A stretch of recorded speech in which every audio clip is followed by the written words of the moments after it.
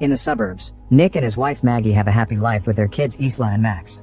One morning, Maggie has a heart attack and ends up in the hospital. She's been there for a few days now waiting for a heart transplant. Having to work and take care of the kids is making Nick's life difficult. One evening he takes the kids to a presentation by Mobley Industries and they see the Sims, which are advanced robots that can help humans with their daily chores or even difficult work. Nick starts considering getting one and hears all the details from the seller, who promises the Sims adapt to their owner's needs. While Nick is distracted, Isla wanders around on her own. Nick freaks out when he notices, but thankfully a Sim called Alice brings her back.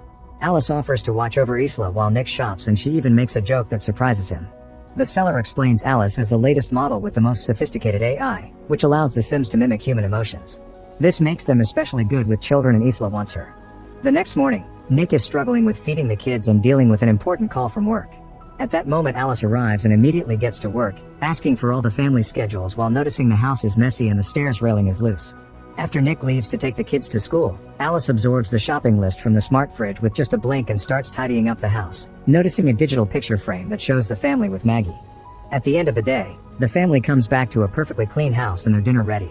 However, Isla complains about the lasagna because it tastes different from her mom's. Suddenly Max starts crying and Alice offers to take him away so he can't be a bother during dinner, but Nick chooses to sit the baby on his lap and just tells Alice to prepare Max a bath. When night falls, Alice gets in sleep mode and rests against a wall. Isla sneaks out of her room and climbs on a chair to reach the cookie jar, only to slip and fall. Nick hears the jar crashing and his daughter screaming, so he runs downstairs. Luckily Alice has caught Isla and the kid didn't get hurt. The glass did hurt Alice, and Nick is shocked to see her bleed. After putting Isla to bed, Nick checks on Alice and finds her in her underwear. He asks if she needs a repair shop, but Alice has used a special bandage that instantly closed the cut. Sometime later the family visits Maggie and Isla tells her Alice has become her friend.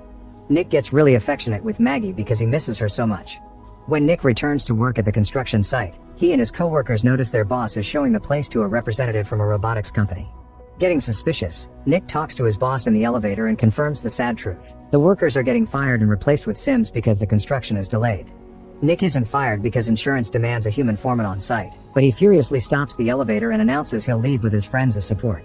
However, he changes his mind when his boss points out he needs the money for the kids and the hospital bills, especially since Maggie isn't working anymore. When Nick goes home, he drops the overdue bills on the floor and pays attention to his kids. Alice picks the envelopes up while noticing how Nick is very tired yet he still listens to Isla and tries calming a crying Max down. After dinner, Nick works on his car while drinking and listening to metal music. Suddenly Alice changes the music to something calmer and points out Nick didn't eat much during dinner, so he explains he had a bad day at work. Alice offers a friendly ear and Nick rants about what happened, causing Alice to call him a hypocrite because he also hired a Sim instead of a human. Afterward Alice helps Isla get ready for bed. Isla asks if her mom is going to die and Alice tries to distract by showing the UV light in her mouth. Then she joins Nick in the living room where he's watching Casablanca. She knows the story from the database, but Nick explains actually watching it is a different experience and asks her to wipe all she knows about the movie from her memory. Alice explains her intelligence is derived from memory and deleting it would be antithetical, but Nick tells her to do it anyway. She needs to restart her programming to do it, so Nick holds down the power button on her neck for 7 seconds. Now Alice experiences the movie for the first time and learns about a love so powerful that a person would do bad things to protect it. The movie is interrupted by a call from Maggie, who announces they've found a heart so the surgery has been scheduled. The next day the family goes to the hospital and Maggie asks for a minute alone with Alice. Maggie is worried that Nick spends too much time with the kids and doesn't take good care of himself, so she wants Alice to help Nick be happy even if she must do things he doesn't like taking away the alcohol he hides in the garage. Moments later, the doctor brings bad news. There's a storm that prevents the helicopter with the heart to arrive at the hospital, so the surgery is cancelled. Nick tries to comfort Maggie but for now she wants to be alone. Later at home Nick keeps on drinking and ranting about what happened. He starts losing control and tries to throw the bottle, but Alice stops him by grabbing his arm. Nick is shocked to feel a pulse in her wrist, so Alice explains she has an artificial heart because the sound of a heartbeat is comforting to a baby. Then she puts her hands inside his pants and starts pleasuring him while describing how his pulse and blood vessels are reacting.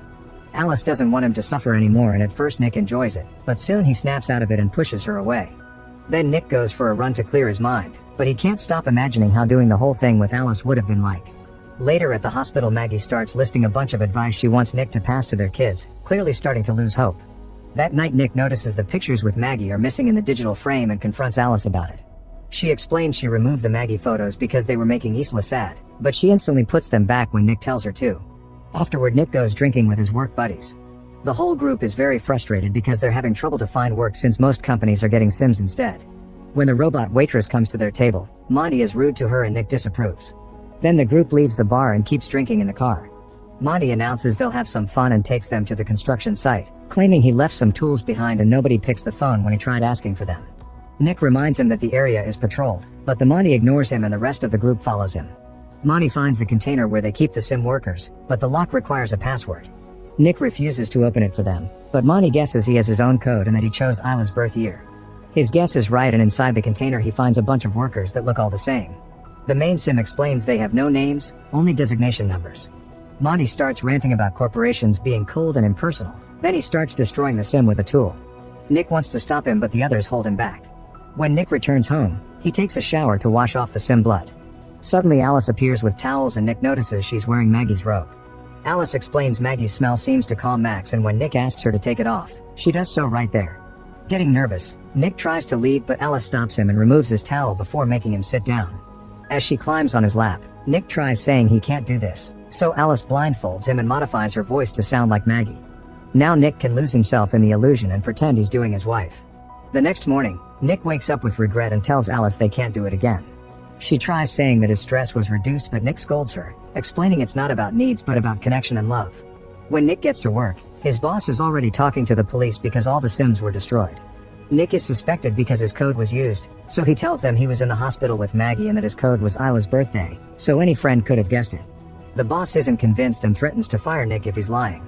At that moment Nick gets a call from Maggie, who is excited because they've finally found another heart. Soon she's sent to the operating room where all the surgeons are Sims. Fortunately, the transplant is a success, and in just a few days Maggie is sent home. Her body is still weak and she has trouble bending over to pick up Max, so Alice cuts in to grab him instead.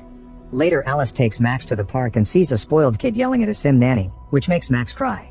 Alice scolds the child with rude words and all the Sims in the area can't believe it, thinking her owner lowered her civility too much.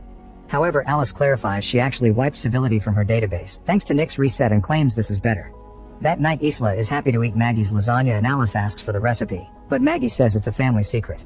Maggie isn't feeling well and instead of eating she decides to rest. In the morning Maggie wakes up when she hears Isla yelling stop and runs downstairs, but the railing breaks and she falls. Alice stops tickling Isla and picks up Maggie to take her back to her room. When Nick comes home from work, he finds Alice reading to Isla by using Maggie's voice and asks her to stop. Alice mentions Maggie's fall and Nick rushes to check on her while Alice tells him the railing broke. This makes Nick suspicious since supposedly Alice had already fixed the railing. A few hours later Nick wakes Maggie up and guides her through a path of candles to the garden, where he prepared a romantic dinner just for the two of them. Alice watches them from the window, getting jealous. After dinner, the couple takes a shower together and gets dirty in bed. Nick doesn't want to hurt Maggie, so instead of getting inside, he uses his mouth. Their special moment is interrupted by Alice, who says Isla had a nightmare and is asking for Nick. Once Isla is taken care of, Nick goes to the garden to clean up. At that moment Monty appears with a few drinks and apologizes for the other night before sharing that his wife left him. He also reveals that the cops have been questioning him and that their boss is pressing charges for trespassing and destruction of property. Monty thinks Nick snitched on him to keep his job and an argument ensues, during which Monty yells a lot and ends up punching Nick. When Nick tackles him back, Monty quickly overpowers him and starts kicking him. Monty grabs a bottle to finish him, but he's stopped by Alice, who breaks the glass and hurts Monty's hand before sending him flying. She's ready to do more, but Nick stops her. Before leaving, Monty tells Nick he has until tomorrow to convince the boss to drop the charges or he'll drag him down with him. Afterward Nick mentions Sims aren't supposed to hurt people, but Alice explains she's programmed to protect her owner. She starts talking about her life with Nick if Maggie dies and he snaps at her, saying she'll never be Maggie because she can't even have scars. Alice grabs a piece of glass and points out she can add some if he wishes. Meanwhile Monty is at home consuming happy powder and leaving crying messages on his ex-wife's voicemail while holding a gun. At that moment Alice arrives, saying Nick doesn't know she's there and that she can't let him lose his job. Monty starts ranting about Sims and insulting her, getting ready to shoot her. However, Alice is faster and stops his hand before throwing him on the ground and kicking the gun away. When Monty tries fighting back, Alice pushes him through the wall and grabs the gun to kill him. Suddenly she's stopped by the house Sim, who Alice feels pity for but still gets shot. Then Alice kills Monty too. The next day Nick goes to work and tries to convince his boss to drop the charges, only to learn Monty is dead. At home Maggie gets dizzy when she tries picking up a book and Alice does it for her. Maggie wants to take a bath in peace, but Alice refuses to leave because she's worried Maggie may drown. She explains Maggie is putting stress on the whole family, especially since she can't meet Nick's physical needs. When Maggie asks how she knows that, Alice tells her she knows what Nick's vitals are like when he's satisfied and her sensors haven't picked it up since Maggie returned. Furious, Maggie sends Alice to stay in the garage. Moments later, Nick comes home and Maggie is waiting for him to force him to say the truth. Nick admits he did it with Alice once and an argument ensues with lots of yelling, which Alice overhears by touching the window. Max starts crying and Alice goes to check on him, deciding he's a burden. She puts him in the tub and starts filling it with water, which is seen by Isla. The girl warns her parents and they rush to the bathroom, but Alice is holding the door close. While Nick starts hitting the door with a lamp, Maggie climbs out the window and walks on the roof to reach the bathroom. She tries grabbing the baby but Alice pushes her against the wall.